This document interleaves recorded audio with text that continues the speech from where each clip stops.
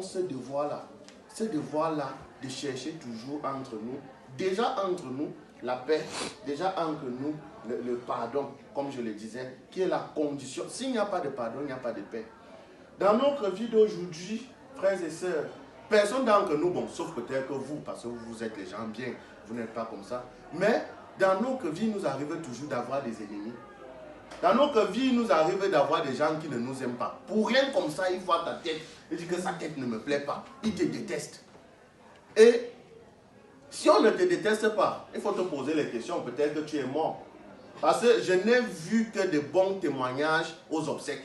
Vous allez rarement voir les bons témoignages ailleurs. C'est quand tu es déjà mort qu'on va dire « Oh vraiment, il avait les cheveux bouclés » alors que tout le monde sait que tu étais chauve. tu avais la calvitie. Mais on va te créer une vie.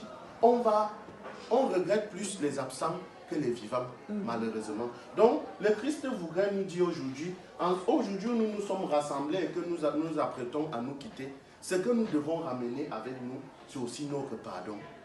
Nous devons, en sortant d'ici, déposer les fardeaux de nos rancunes, de nos haines, de nos colères, pour ramener le pardon. Je sais que ce n'est pas facile, mais disons-nous, quelqu'un m'a offensé. Pourquoi est-ce que je dois l'aider à vivre dans mon esprit sans payer le loyer? Puisque si je suis fâché contre quelqu'un, partout où je vais, il est dans ma tête. Et regardez un peu quelque chose. Si peut-être que je n'aime pas quelqu'un, bien j'ai eu une brouille avec quelqu'un, est-ce que je peux le regarder? Je ne peux pas le regarder. Parce que dès que je le regarde comme ça, mon sang fait un tour. Je suis mal à l'aise, je suis gêné. J'avais vu ça une fois, c'est par là, je crois que je vais terminer. J'avais vu ça une fois, le curé de mon village était allé en vacances. Alors je dis, bon, je m'en vais à la messe, et bon, je m'en vais le remplacer pendant un mois. Le premier dimanche, l'église est vide. La messe commençait à 10 h. L'église est vide. On commence la messe, les gens commencent à arriver vers 11h30.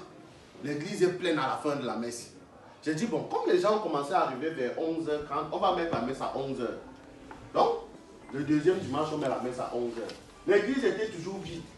Les gens commencent à arriver vers 12h30. Le troisième dimanche, j'ai dit, bon, on va mettre la messe à midi une fois, parce que je pense que, comme les gens viennent de loin et tout ça, c'est pour ça. La messe est à midi. Les gens sont toujours arrivés en retard. Vers 13h30. Le dimanche qui suivait, je voulais déjà m'apprêter à dire que bon, on va mettre la messe à 14h une fois. Voilà le catéchisme qui vient me voir et me dit, mais mon père, pourquoi tu viens même nous embêter ici? Le curé a déjà dit ici que la messe est à 10h.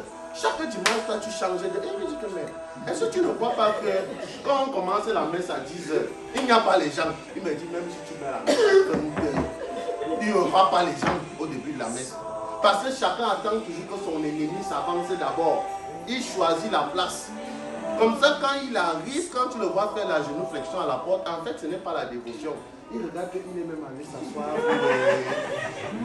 Si son ennemi est assis là-bas, il va changer de place pour que quand on va dire donner pour la paix, il n'y ait pas de chance qu'il croise le regard avec son ennemi, bien qu'il lui donne la paix. Nous ne pouvons donc pas nous rassembler pour dire notre Père, si nous avons en nous la haine ou la rancune. Et une autre chose, parfois, je ne sais pas si ça vous arrive souvent aussi, on a l'impression que Dieu n'écoute pas nos prières, n'est-ce pas? Pourquoi Dieu n'écoute pas nos prières? Parce que justement, on n'est pas unis. Si, comme nous sommes assis là, nous prions, nous disons Dieu, envoie-nous aujourd'hui notre pain de ce jour. Bon, pas seulement le pain, peut-être avec un peu de saucisson dedans. Bon, supposons on prie comme ça. Et que tout de suite, pendant que nous sommes là, le pain commence à tomber du ciel. Avec le jambon, le saucisson, tout ce que vous pouvez imaginer. On va manger ça. Non, honnêtement, on va manger ça. Non. Ou bien vraiment, Seigneur, on a besoin d'argent. On prie. L'argent commence à pleuvoir ici. On va appeler la police. Parce qu'on ne sait pas d'où cet argent-là vient. Vrai ou faux. Mais quand nous prions, Dieu va toujours susciter quelqu'un pour venir nous donner ce que nous voulons.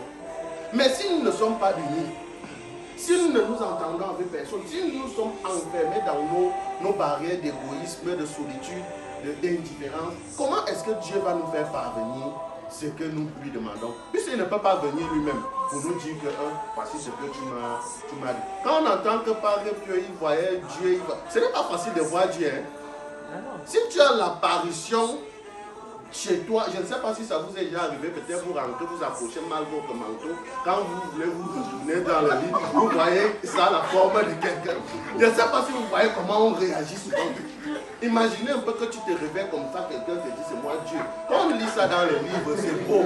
On pense que c'est évident, vraiment, il a vu Marie, c'était facile. Non, ce n'est pas facile. Donc, Dieu, on ne peut pas l'affronter comme ça. Mais Dieu va toujours susciter mon frère, quelqu'un qui est semblable, pour venir me donner la solution à mon problème. Je cherche du travail, c'est quelqu'un qui viendra avec l'information que, ah, j'ai vu une annonce là-bas. Je cherche ceci, c'est quelqu'un qui viendra me dire, ah oui, tel aussi a eu tel problème. C'est comme ça qu'il avait fait. Donc, en sortant d'ici, frères et sœurs, demandons au Seigneur de nous donner la grâce du pardon. Le pardon, nous ne pardonnons pas parce que nous avons peur de l'autre, parce que nous ne pouvons pas rendre l'appareil, mais nous pardonnons d'abord pour nous-mêmes, parce que nous voulons avoir la paix. Et ce que nous avons de plus précieux, c'est cette paix-là. Que tu te couches sur ton lit comme ça, là, tu as l'esprit tranquille, tu n'es pas tourmenté en te disant, ah vraiment, c'est que tel m'avait fait. Donc nous pardonnons d'abord pour nous-mêmes, et pour éviter la tension, le mal d'estomac et toutes ces maladies qui nous rongent à petit feu. Donc prions pour que le Seigneur nous donne la grâce de pouvoir pardonner. La grâce de pouvoir pardonner à ceux qui nous ont offensés, mais surtout la grâce de pouvoir nous pardonner à nous-mêmes. Parce que quelquefois, on garde aussi rancune contre soi-même. Quand on pense à son passion, on se dit, ah mais comment j'ai pu faire ça? Pardonnons-nous et donnons-nous une nouvelle chance pour tout et pour tout. Donc, loué soit Jésus-Christ. Amen.